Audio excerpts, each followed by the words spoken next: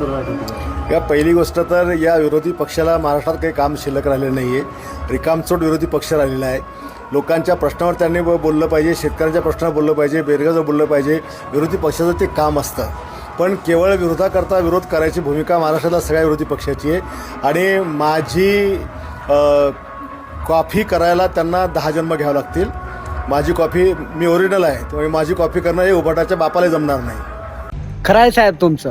इथल्या लोकांच्या प्रश्नाची उत्तर दिले पाहिजेत, इथल्या शेतकऱ्यांची बाजू मांडली पाहिजेत, युवकांच्या रोजगारांचा विचार केला पाहिजे. पण काय करणार साहेब, सत्तेत तुम्हाला बसवलंय ना, त्यासाठी सगळ्यात अगोदर माणसाच्या प्रश्नाची उत्तर तुम्ही दिली पाहिजेत.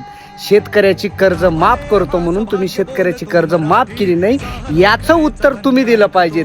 जे युवक आहेत त्यांना रोजगार नाही त्याचा विचार तुम्ही केला पाहिजेत. आणि तुम्ही काय म्हणता की माझी कॉपी कुणी करू शकत नाही. तुमची कॉपी कसं करणार साहेब?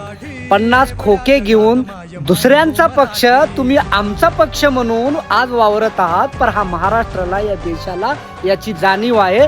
आणि ज्या दिवशी कोर्टाचा निर्णय येईल त्या टायमाला शिवसेना नावाचा पक्ष तुमच्याकडे राहणार नाही. त्यासाठी आधीच तुमची तयारी चालेल. तुम्ही काय म्हणताय, उद्धव साहेबांच्या बापालाही माझी बरोबरी करता येत नाही. अहो साहेब, त्याच हिंदू हृदय सम्राट बाळासाहेब ठाकरे यांचा पक्ष शिवसेना तुम्ही चोरला. आज तुम्ही त्यांचाच बाप काढतात. ही कुठेतरी लाजिरवाणी गोष्ट आहे. आणि तुमची बरोबरी खरंच कुणी करू शकत नाही. तुमची कॉपी कुणीच करू शकत नाही. कारण तुम्ही ऑलरेडी बॉक्सिंग चॅम्पियनचा अवॉर्ड घेतलेला आहे तुम्ही. त्यामुळं सत्तेची गुरमी जास्त करू नका. सत्ता ही पलटणार आहे. आणि ज्या दिवशी सत्ता पलटेल त्या दिवशी ही गुरमी सुदेल राहणार नाही. जय महाराष्ट्र.